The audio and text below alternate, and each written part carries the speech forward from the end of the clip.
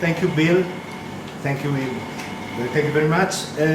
Your main worry seems to gain and preserve the wider spectrum of possibilities for you. How did you develop this cultural approach to your profession?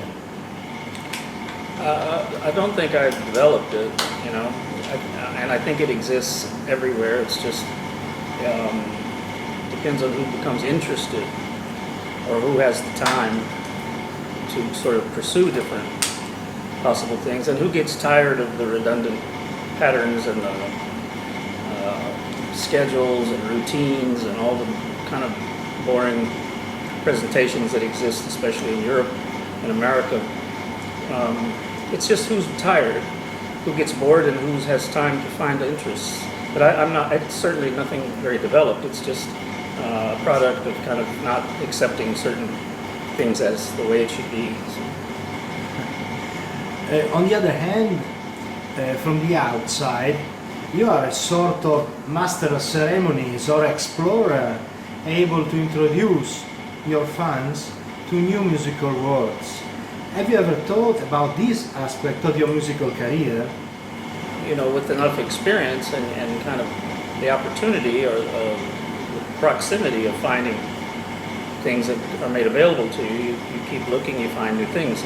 It involves a lot of traveling, it involves a lot of sort of sacrifice, it involves the rejection of other kind of standard forms and routine. I don't know if it influences people, but I would certainly hope that it reminds them that you don't have to do everything exactly the way you're told, or what people say is the great thing, or this is how it's done. So. And spanning from the 80s and different talk contexts, your career is facing different themes and moods.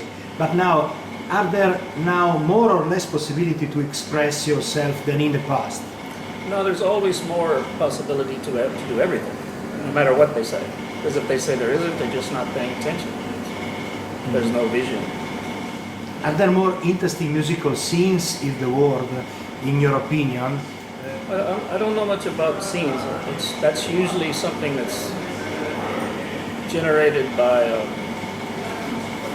journalists, and I mean, you can make things, you can make events, you can try to do things. Sometimes you need the approval of someone. A lot of times that has to do with ratings. Your music linked with movies. Which kind of experience you had in this field? Well, it's a kind of protected field, you know. It's a kind of, that's a scene. You have to know people, and people have to want to sort of help you for whatever reason. And then there's that other thing where you're very nice. You have to be very nice to people, and you have to congratulate them. You have to, how do you say it? Always give praise to them. You have to do that consistently. And most of all, you have to lie. And if you're a good liar and a nice guy, and you have some time, then you can get in this thing and you can probably do a lot of movie soundtracks. They'll all be bad, of course. But you could do that. Which are your current main projects that we are able to follow in the future? Well, you know, first of all, there's no guidelines, because there's no guide and there's no lines. So that's not a possibility, or a question or an answer.